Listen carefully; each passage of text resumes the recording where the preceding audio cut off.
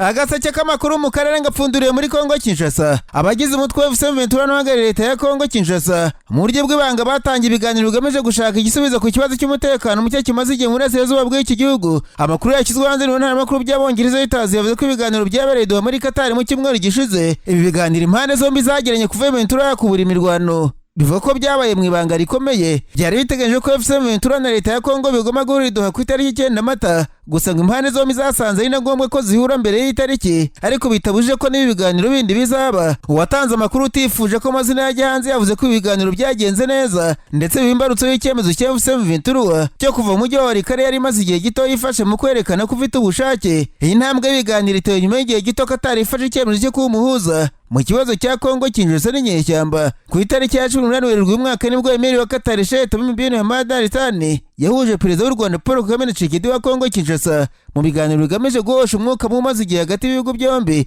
Ibi biganiro byakurikiwe n'uruzinduko bahagarariye M23 bari mu buyobozi mu bya politiki wa Bertrand Bisimwa na Colonel Nzenze Imana John ushinzwe ubutasi n'ibikorwa bya gisirikare bagiriye muri Qatar.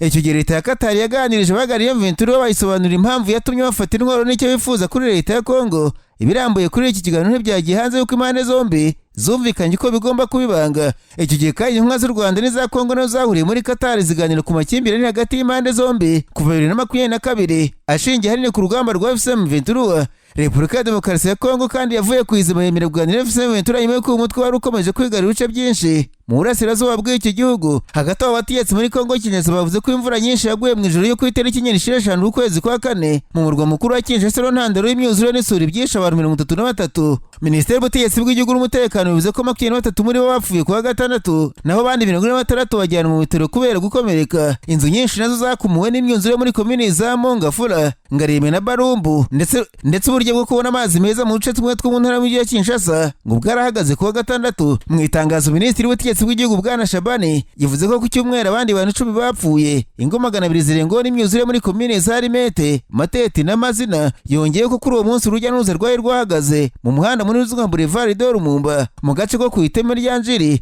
Abategetsi bavuze ko bakize buryo buhuriweho n'inzego zitandukanye bwo guhungisha bibasiwe no kwegeranya amatsinda yo gutanga ubufasha bw'ibanze nko kubonera abantu aho babikinze by'agateganyo. Ariko Radio Capital rw'inkunga n'umuryango w'abibumbye Loni ikorera muri Kongo yasubiyemo amagambo y'abaturage bavuganye nayo bayibwiye ko ubutabazi bwatangiye ku cyumweru bwakorwa mu buryo bw'amaburakindi. Radio Capital yatangaje ko n'abakora ubutabazi ari urubyiruko rutuye muri utwo duce batwaraga abana ku ntugu zabo ndetse bagafasha abakuze kugenda mu mazi babarandatse ngo batarohama. Kugeza ubu Minisitiri Shabani yavuze ko hashyizweho ahantu hane ho kwita ku bibasiwe n'imyuzure n'isuri. Minisitiri Shabani yamenyesheje abaturage ko leta irimo kwita kuri aya makuba mu buryo bukuriye muri uyu mujyi utuwe n'abaturage miliyoni 17. Muri Gicurasi 2023 imyuzure n'inkangu byatewe n'imvura nyinshi nabwo byari byishe abantu 260 Burasirazuba bw'igihugu mu ntara Kivu y'Amajyepfo. Nararanganisha amaso y'inyamakuru byandikirwa muri Kenya. Abanyamakuru bakiza amakaramu ku mpapuro barandika banditswe Kalonzo Musyoka kutavuga n'ubutegetsi muri Kenya yasabye Perezida William kwegura nyuma y'uko Justin Muturi wari minisitiri w'abakozi ba leta mushinje ruswa.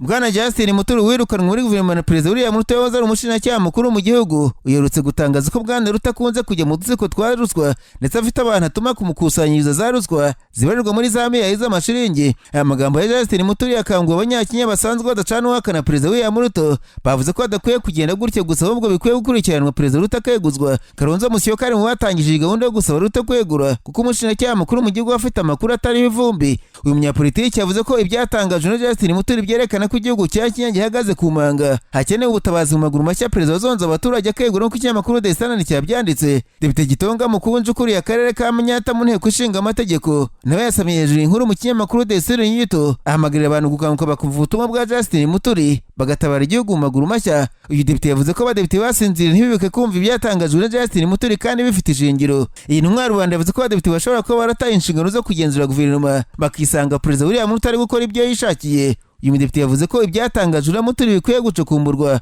hakajyaho na komisiyo ibishinzwe bakamenya ukuri kwa ruswa ivuga kuri Perezida William Ruto. Muturi yirukanwe muri leta mu mpera z'ukwezi kwa 3 uyu mwaka ariko yavuze ko mu byo yazize yanze gusinya amasezerano na kompanyi yo mu Burusiya yashaka gutera ibiti mu gihugu. Perezida Ruto akavanaho miliyari hafi 30 z'amashiringi nka ruswa ngo y'amasezerano aza gusinywa. Justin Muturi amaze iminsi ahakana ko yaba afite icyapfa byihariye na Perezida William Ruto. Ku rundi ruhande wahoze ari Visi Perezida wa Kenya Rigathi Gachagua yavuze ko Perezida William Ruto na Johnson Sakaja utegeka umujyi wa Nairobi bamugabyeho igitero bashaka kumwica mu cyumweru gishize. Ikinyamakuru The Standard cyanze ko bwari mu rusengero Presbyterian Church of East Africa, Agaseke ko abantu biganjemo insoresore zagabye ibitero ku rusengero, amateraniro ahagarara, abo bateye ngo barashe basaba amafaranga. Icyo kinyamakuru cyavuze ko izo mvururu zahoshejwe n'abashinzwe umutekano wa Gachagua, ariko imodoka ye ngo yaramenaguye bigaragara. Bwana Gachagua yavuze ko iki gitero cyagabwe n'abarimo Perezida William Ruto na Sakaja utegeka Nairobi bagamije kumwambura uburenganzira bwo kwishyira akizana mu gihugu kigendera ku mategeko. Gachagua ati nubwo wanyica ntacyo byahindura, uretse ko bizarushya politiki yawe usanzwe itakoroheye muri iki gihe, ushatse wa mahoro nawe ugatuza. Bwana Gachagua yavuze ko atazi ikibazo Perezida William Ruto afite kugeza ubwo boreza amabandi mu rusengero kwica batavuga rumwe, nyamara abakristo mu rusengero ntako batagize ngo basengere Perezida w'igihugu.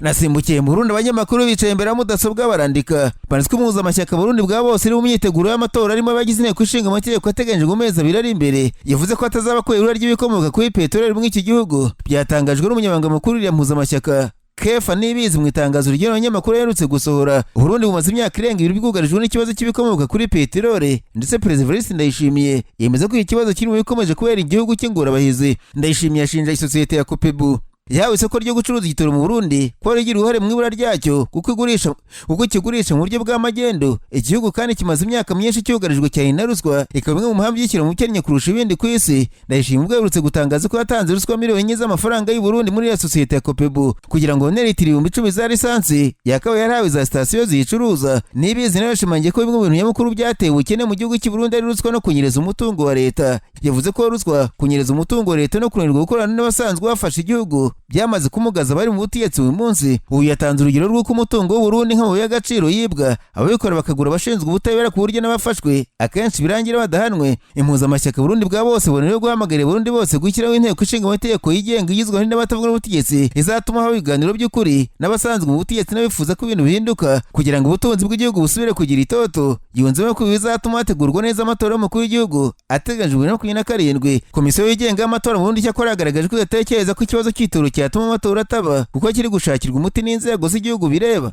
Nararanganije amaso ibinyamakuru byandikirwa muri Tanzania, abanyamakuru bakize amakaramu ku mapuro barandika. Banatwe ishyaka Chadema ryamaganye umwarwanashyaka baryo bikeye ko basinye urwandiko rutesha agaciro ubukangurambaga bw'ishyaka bwo ko hatabaye impinduka mu mategeko agenga amatora nta matora azaba, ibyo ryita non-reforms no election mu ndimi z'amahanga. Iri shyaka ryavuze ko ari bamwe mu bahoze ari abadepite, abandi bashaka kuba abakandida mu badepite. Banditswe urwandiko rwise GW5 bandikira umunyamabanga mukuru wa Chadema bwana John Munyika bamubwira ko bitandukanye n'ibyo bifuza ko amatora azaba kandi bakayitabira. Ubuyobozi bwa Chadema mu karere k'Amajyaruguru bwavuze ko bukeneye kumenya niba koko urwandiko rwaranditswe n'abarwanashyaka bakababaza wabaye ubwo burenganzira. Ikinyamakuru The Citizen cyavuze ko ishyaka ryavuze ko rikeneye kumenya niba koko abantu baranditse iyo nyandiko yitandukanye n'ishyaka cyangwa se bagamije gufata umurongo utandukanye n'uw'ishyaka ryafashe muri iki kibazo. Ishyaka Chadema rivuga ko riramutse risanze abo bantu baranditse ko iyi nyandiko ivuguruza umwanzuro ryafashe wo gukanda leta bazafatirwa imyanzuro ikakaye. Amatora muri Tanzania mu kwezi kwa 10 uyu mwaka, ariko Chadema ibona kuko amategeko meza uyu munsi kuyitabira adahindutse byazaba ari nk'ikinamico ry'amatora. Ariko hari bamwe barwanashyaka ba Chadema bavuze ko byaba ari igitugu kuba batakwitabira amatora mu kwezi kwa 10, bagasanga byaba ari ugufatwa bugwate n'abarimo tundura isi mu nyungu zabo. Amakuru ava muri Chadema avuga ko mwiri shyaka ari mu mwiryana imbere kuko umwanzuro wo gushaka kwivumbura amatora utumvikanweho n'abarwanashyaka bose, bagasanga byaba ari ugushorerwa buhumyi n'abanyapolitiki bafite izindi nyungu zitari za demokarasi. Agaseke k'amakuru mu karere ngapfunikiye muri Uganda, abanyamakuru bakojeje impamvu muri no barandika. Banditswe umutekano wakajijwe mu gace ka Apa kari hagati y'uturere twa Amuru na Jumani kubera ubugizi bwa nabi buri mu bwicanyi bukoresheje intwaro za gakondo. Ikinyamakuru Daily Monitor cyanditswe umukuru w'igisirikare muri diviziyo ya 4 y'igisirikare General Usizori yategetse ko nta muntu wemewe kugendana inkoni cyangwa se ikindi kintu cyakoreshwa mu bugizi bwa nabi.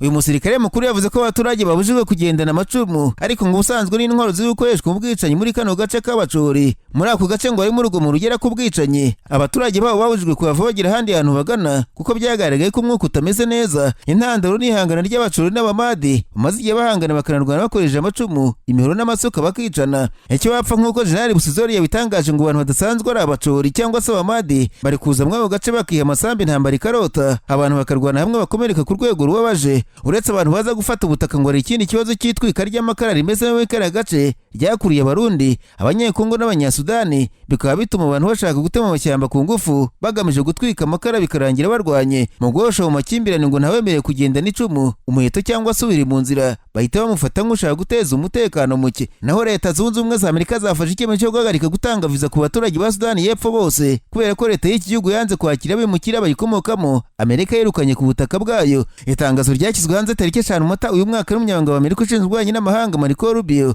yavuze ko icyemezo cyafashwe kubera ko Sudani y'Epfo yanze kwakira abanyasudani birukanwe ku butaka bwa Amerika. Yagize ati leta ya Sudani y'Epfo naniwe kwakira abanyasudani y'Epfo ku gihe. Nyuma yo kubyanga, Amerika yahise ifata umwanzuro wo guhagarika viza zifitwe n'abanyasudani y'Epfo ndetse no guhagarika viza z'abifuza kwinjira muri iki gihugu. Amerika yavuze ko iki cyemezo kizaguma kugeza ubwo Sudani y'Epfo izemera kwakira abaturage bayo yirukanye. Perezida Donald Trump yagiye yumvikana kenshi avuga ko azagabanya abimukira badafite ibyangombwa muri Amerika akabohereza mu bihugu bakomokamo. Rubio yakomeje avuga ko ari cyo gihe ngo leta ya Sudani y'Epfo ihagarike kungukira kuri Amerika yakira abimukira bayo. Ati iki ni cyo gihe ngo leta ya Sudani y'Epfo ihagarike kungukira muri Leta Zunze Ubumwe za Amerika. Rubio yahamagariye ibihugu byose kwakira abaturage babyo ku gihe cyagenwe. Ati ibihugu byose bikwiriye kwakira abaturage babyo ku gihe, mu gihe ibindi bihugu birimo na Amerika bihisemo kohereza bene igihugu b'ibyo bihugu. Ntabwo ari ubwa mbere Amerika yahagaritse viza ku baturage b'ibihugu bya Afurika kubera ko muri 2020 yafashe icyemezo cyo guhagarika gutanga viza ku baturage bose bo mu gihugu cy'u Burundi.